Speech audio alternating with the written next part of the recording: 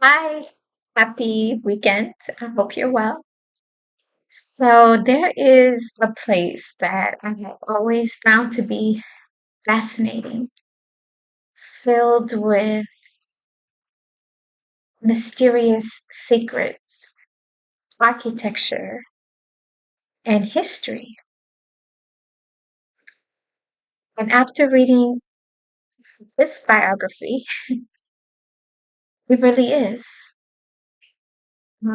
This wonderful book entitled The History of Ellis Island, an American Passage. It's not a biography of a person, uh, but of a place, a small island that's located in the New York harbor.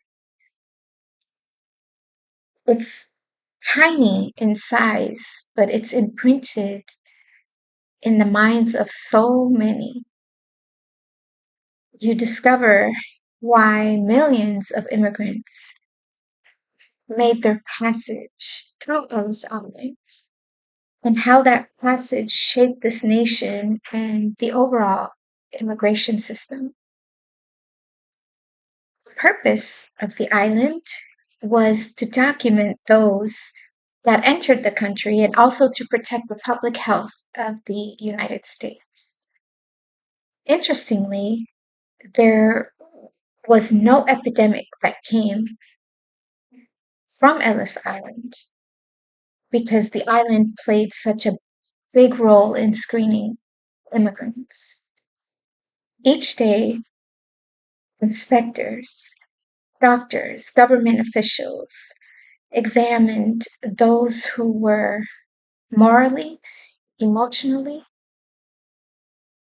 physically, and mentally capable of passing through the island gates and into New York City or New Jersey. Those who did pass the health screening and were fit to enter the United States are the ancestors of an estimated 40% of Americans today. That means nearly half of Americans can trace their roots directly to Ellis Island. They admitted what they considered to be fit and excluded what they considered to be more helpless or vulnerable.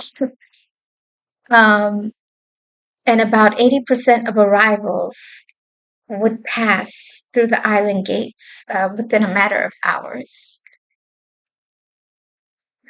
So the belief was if they weren't seen as fit, then they weren't capable of being self-sufficient. And you have to remember that these were the days before a social safety net was established or a welfare system was even considered. It was also during a period of what was considered to be the progressive uh, era where labor rights, economic reform, environmental protection were just in the infant stages. The island saw at times up to 11,000 immigrants a day. Babies were born on the island. Millions were treated for different types of sicknesses and illnesses. And once they were treated and cured or healed from their sickness, or were able to maintain their sickness, then they were able to pass through the gates. And then in 1896, the U.S. Congress found different reasons why immigrants would be excluded from entering the gates of America. And then from there, the list just continued to grow throughout the years. Interestingly, many Europeans faced racism, not just from Northern, Southern, or Eastern Europeans, but from Americans. World War II also brought huge uproar of foreign opposition. The Immigration Commission at the time allowed continuous and ongoing European immigration, which still remains at the highest migration in American history. And in 1954, um, the government abandoned Ellis Island, and it later transformed into an immigration history and museum for the world to witness. Shortly after its abandonment, diverse immigration regulation came to light, and this system expanded its borders to Africa, Latin America, the Caribbean, and Asia. And this is what shaped America's melting pot and what we witness and what we know today as America. I love this book because I feel like the immigration experience, it's not necessarily universal, but the human experience is.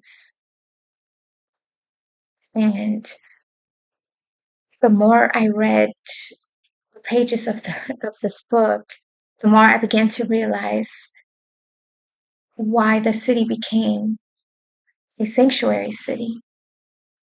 And I urge you to learn more about Ellis Island. The history is fascinating. The the stories that were left behind and documented are there. Uh, the photos are just memorial. So, and it's a place that had purpose and such a significant impact for not just the arrivals, but for the ancestors as well. And I hope you have a blessed weekend ahead. Bye.